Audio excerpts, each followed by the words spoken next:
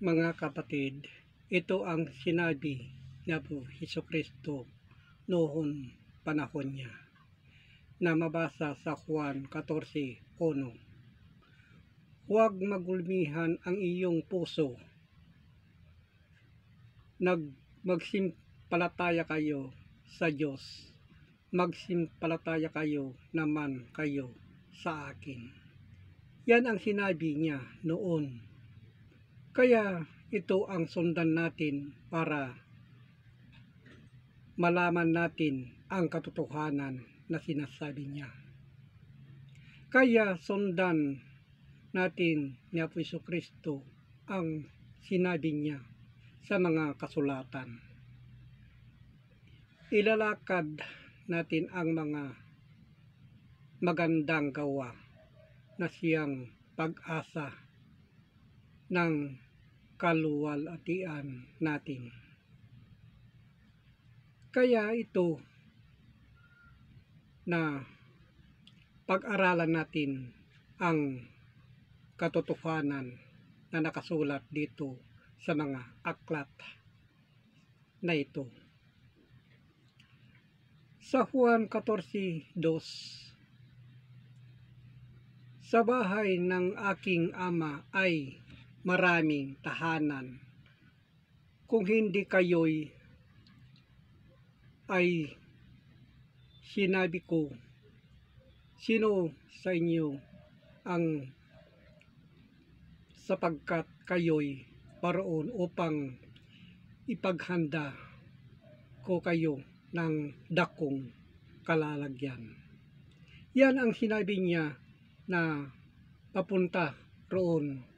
Noon ang sinabi niya na tayo'y ipaghanda natin mga ito ng mga tapi ng kasulatan.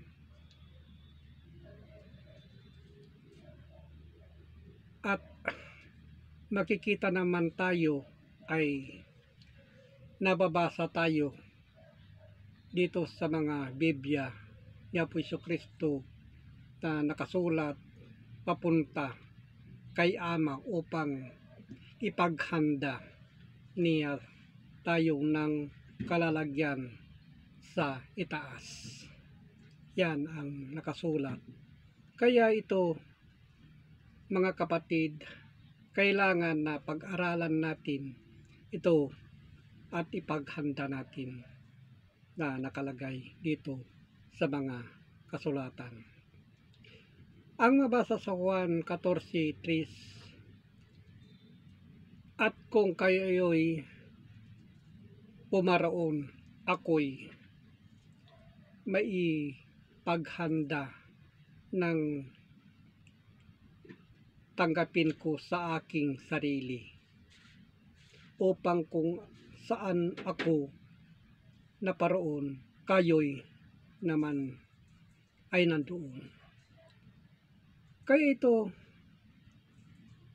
na nakasulat, kailangan na ipaghanda natin ang kaluluwa habang nabubuhay pa tayo dito sa mundo. Kahit mahirapan tayo, dito tayo masubok kung sino tayo na nakahanda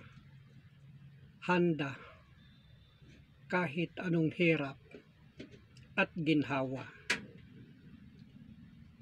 Kaya maraming sinasabi niya na palatandaan dito ang katibayan na lahat ng nagbabasa dito sa mga aklat ng gumagawa ng masama o kabutihan, yan ang subok natin habang nabubuhay tayo dito sa buong daigdig. Kaya gawin natin ang mabuti at tama, at kayo'y tanggapin, sabi ni Apo Hesukristo, sa sarili At yan ang pag-asa natin kung saan tayo nananaroon, diyan tayo alamin ng tama. At sinabi niya, nandoon ako lang dito. Kaya nasa isip natin ang Diyos. Yan. Kaya ito ang sinasabi niya na ipaghanda natin. Kaya ipinapaabot ko mga kapatid itong nakasulat para malaman natin bawat isang tao kung sinong makagusto na mapag-aralan itong mga nakasulat.